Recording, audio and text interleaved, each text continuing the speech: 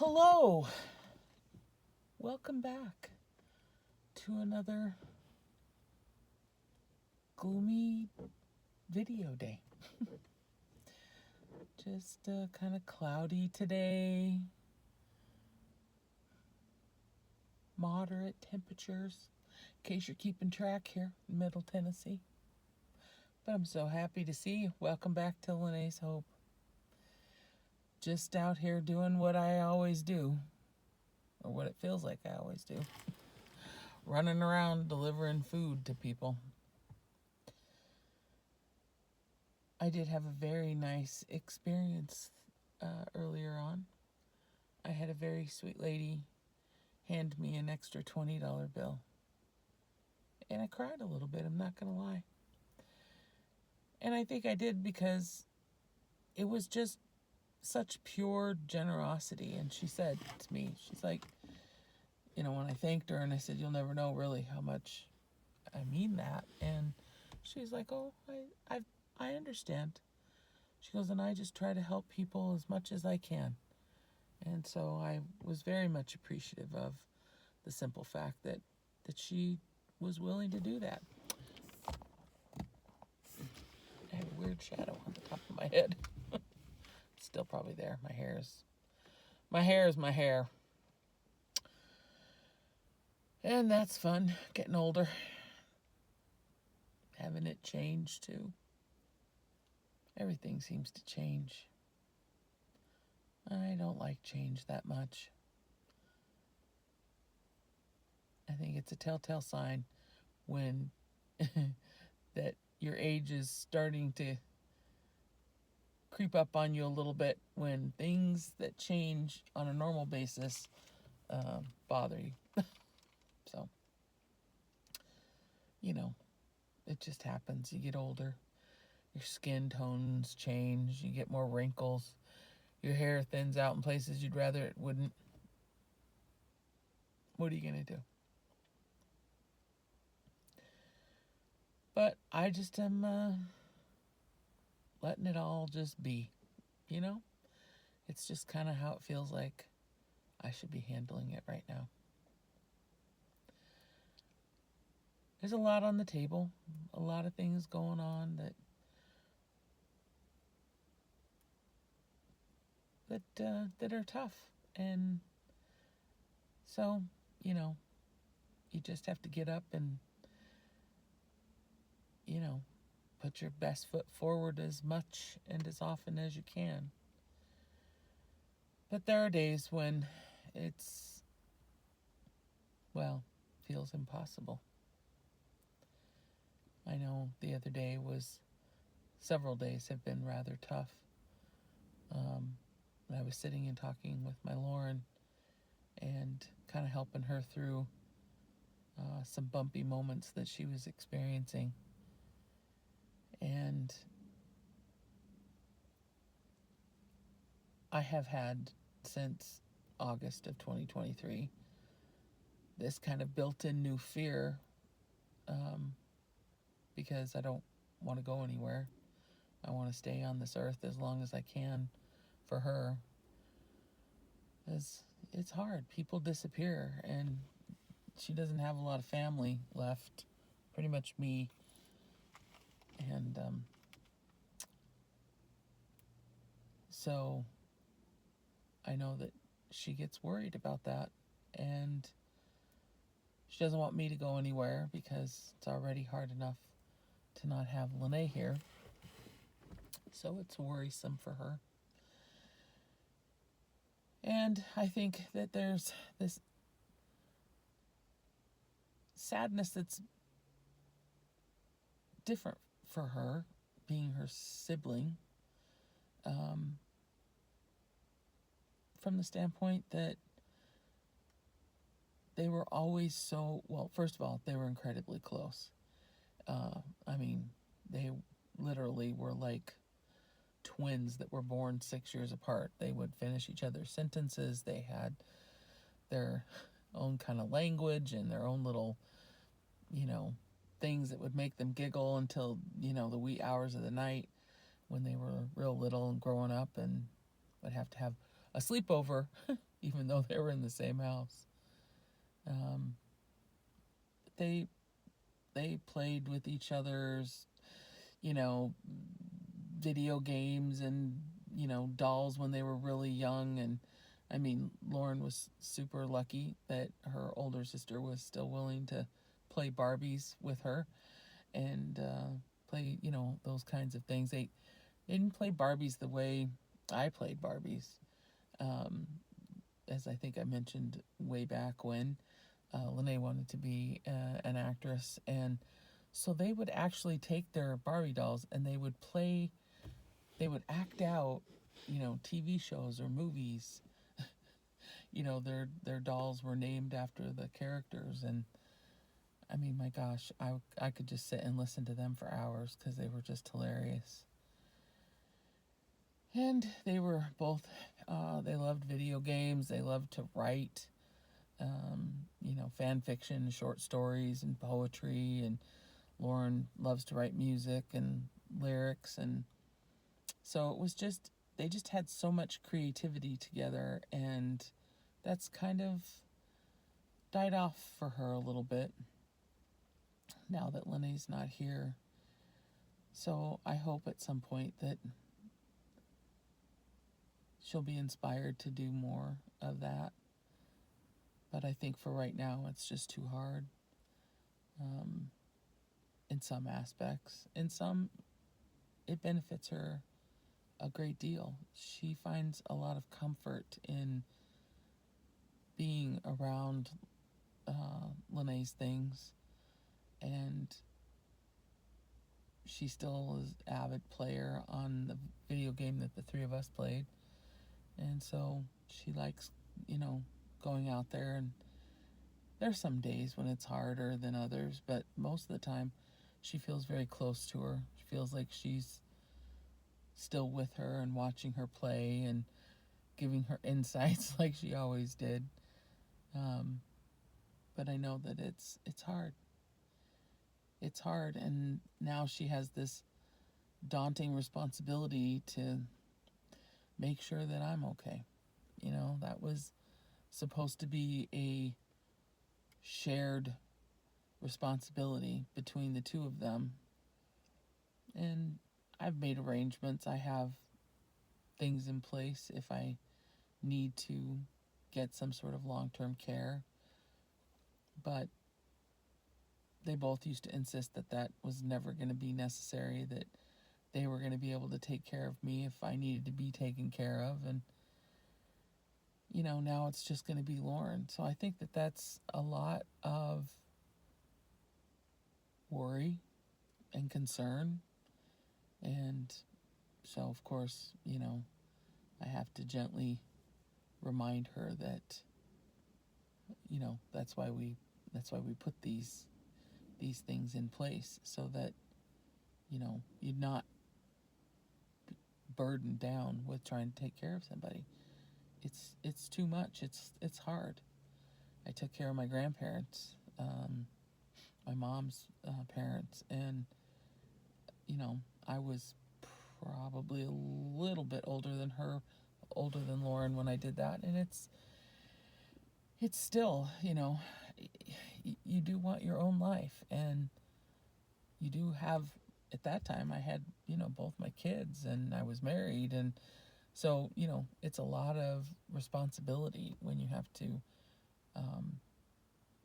take that on. And, we'll see how things progress, but I know that that's something that kind of enters into her mind.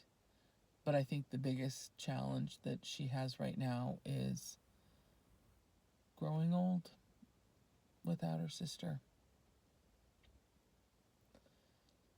And it's a big, big, big, big, huge part of her heartbreak. Because they were close, but because they'd often talked about, oh, won't it be fun when we're in our 80s and we're still doing this, going out and having lunch or dinner, and, you just make those kind of little silly plans. You were going to, both of you get married and have kids and take those kids to Disneyland and then have grandkids and do the same. And all of these plans that now don't exist. And it is very sad. It truly does break my heart for her, because she feels very alone in the world, and at some point she will be. I hope that she will get married and maybe still have the opportunity to have a child or adopt one. But I just don't want her to be alone in the world. So it becomes a big concern and a big worry for me, because I know that I don't have a say in when it's time for me to go. That was made very clear to me on the 28th of August, 2023. God makes those decisions, and He has that plan, and you have to go along with it, because His plan is the best. It still doesn't make it easy for the ones that you leave behind. So I am hoping that He listens to my prayers all the time and knows how important it is for me to stay here as long as possible. And so we're working towards making sure that, we better our chances. But it's hard.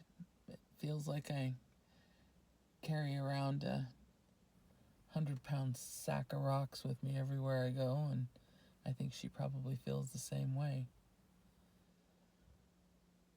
As grief is heavy, and it's forever. It's not ever going to go away. We just are going to learn to live with it as best that we can, because that's all we have to do. We have no choice in the matter. We don't. Standing there and yelling and punching into a pillow and screaming, unfortunately, crying, doesn't do anything to change what the truth is. So I know it's not easy, and I'm sure if you have experienced a significant loss, and I hate to say it that way, but I mean, some losses in your life are just different. You feel differently about them. And it's all based, of course, on the relationship that you have. I mean, I also lost my dad in May of last year, 2024. So not even a full year before we got to the anniversary of LaNay's passing.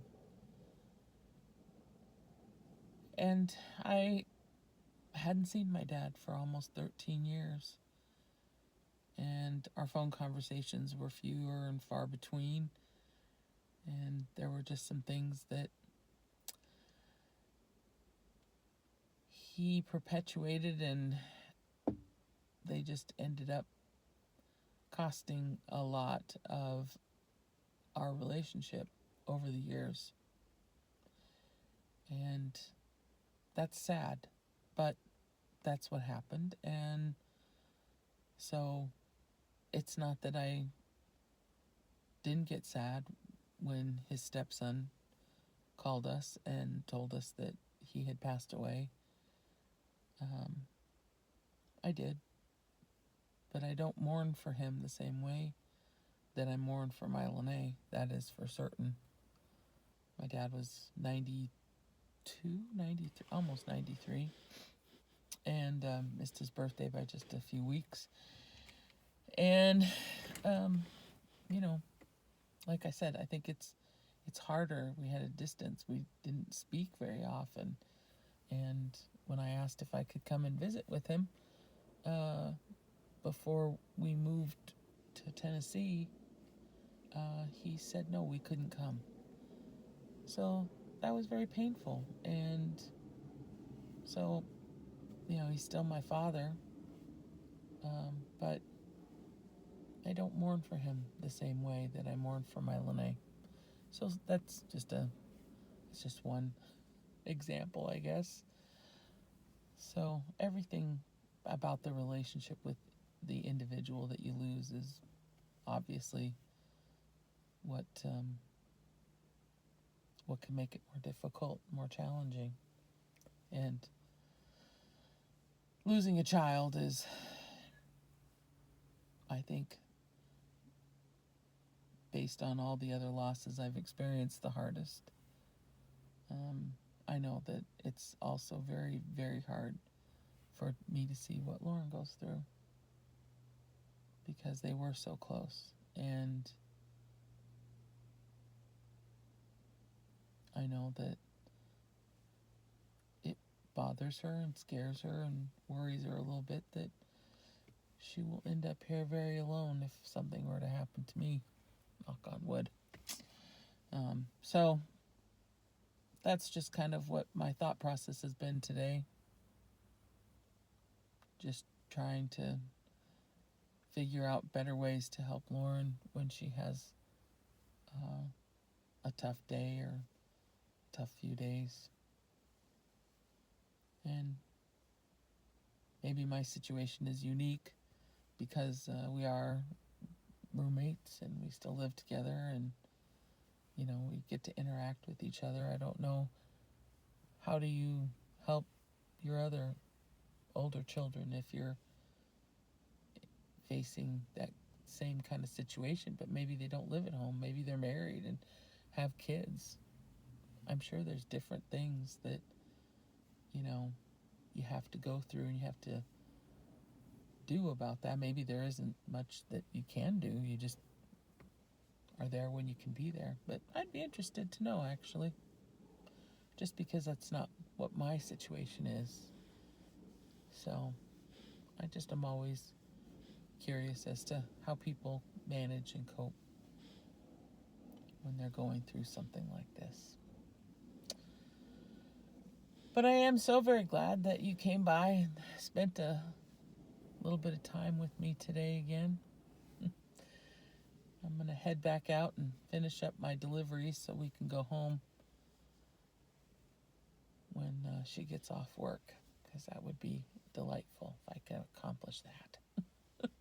So I don't have to stay here until it gets dark. Whew, hard to see. And I have a headlight out in the car, so I have to drive with the brights on. And people get a little frustrated by that. But I can't see otherwise, so they're just going to have to live with it until my next payday so I can get some new headlight bulbs, whatever they're called these days. Anyway, I am so glad that you came by.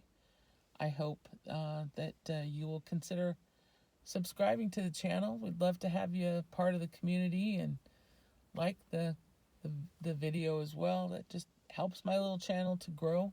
Share it with your friends and your family, anybody else that you think of that might benefit or might enjoy it. So I'd appreciate it greatly. I hope that you go forward today and you have light and love and joy. And just as a reminder, never give up on hope. Hope is there for a reason. It gives us a reason to get up in the morning and hope for a better day, hope for a better future, hope that our family gets to get together soon, hope that, you know, good things happen. So keep your hope alive, but be somebody else's light and joy, because that's what will make this world a better place for all of us. Again, I hope you have a very blessed day. You take care, and I'll see you at the next one. All right. Bye-bye.